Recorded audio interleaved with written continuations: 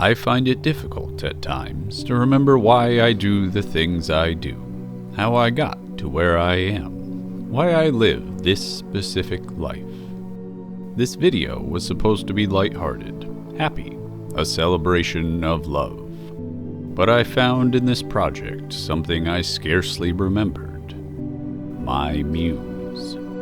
The things I create are what remain after I pass on.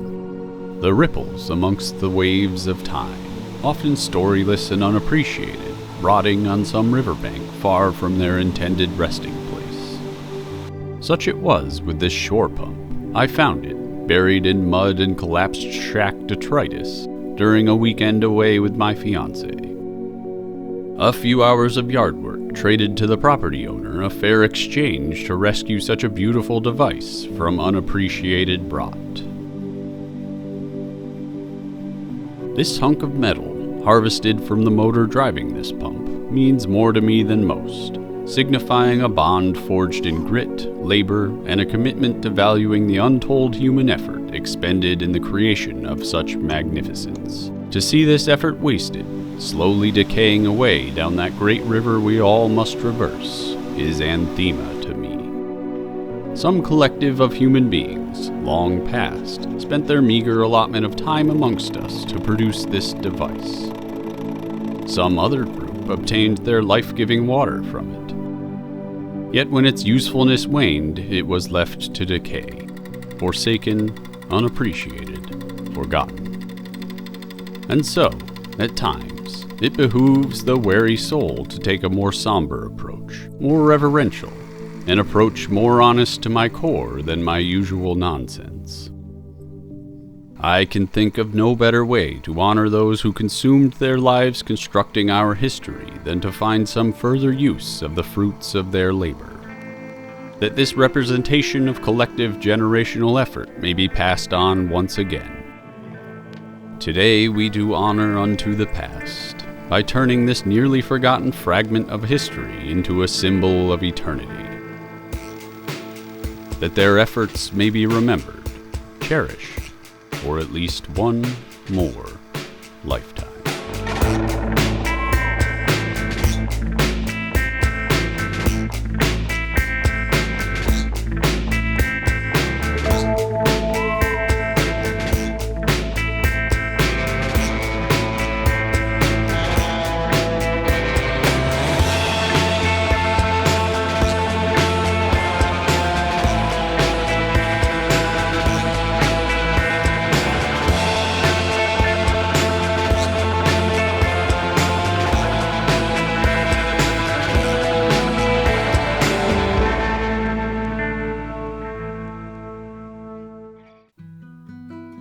The ring itself I made from a piece of scrap harvested from a defunct industrial air regulation valve, a gift, amongst many others, from my cousin.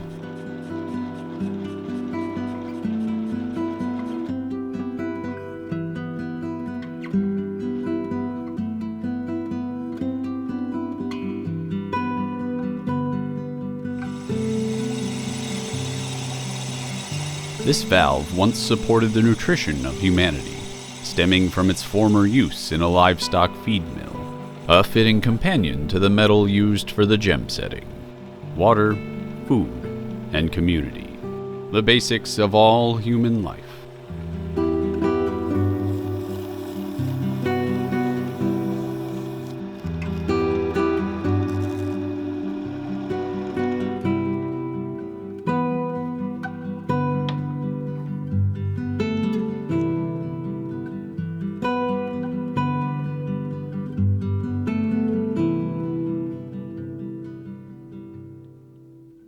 For we are not without others, reduced to the level of the solitary animal, our individual achievements but groveling in filth compared to the achievements of a harmonious community. A fitting reminder for a lesson I often find difficult to remember. As for the gem, well, I especially lack the skills or the equipment to manufacture that, nor do I know how to find suitable scrap for the task.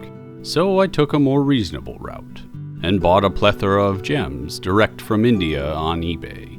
A fitting reminder that I should not attempt to foster every skill myself, for to do so is to court unspecialized mediocrity. An assertion that I am far more ingrained in the collective than my humble hermit-esque trappings signify.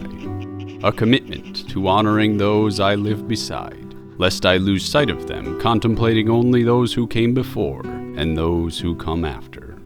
A symbol of my continued connection to humanity, though I often crave the reprieving solitude of nature far more.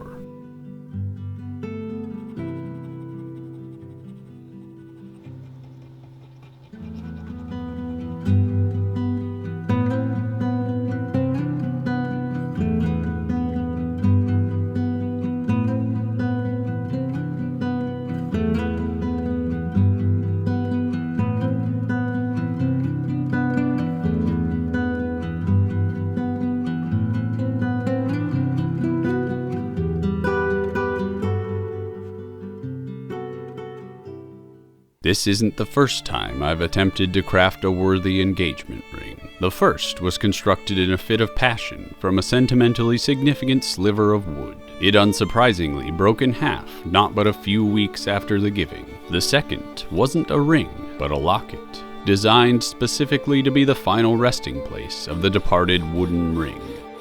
A locket, even one serving as the casket for a deeply valued ring, didn't uphold the required symbolic value to signify a lifelong bond. Thus I set out on a third attempt, another ring, ending with a wedding band for myself upon realizing that my skills were not yet sufficient for the momentous task of symbolizing eternity to another. Here, at the cusp of success on my fourth attempt, I find myself once again faced with the prospect of failure.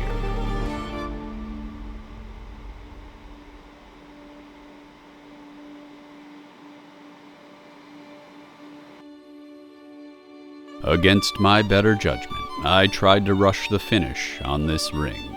My just punishment, the sight of ruin. A disastrous result. A forsaking of all the human history poured into this brass until now. A reneging of my stewardship over its continued use. For now it is naught but the scrap heap from whence it came. Detritus amongst the plethora of waste inherent in any creative effort.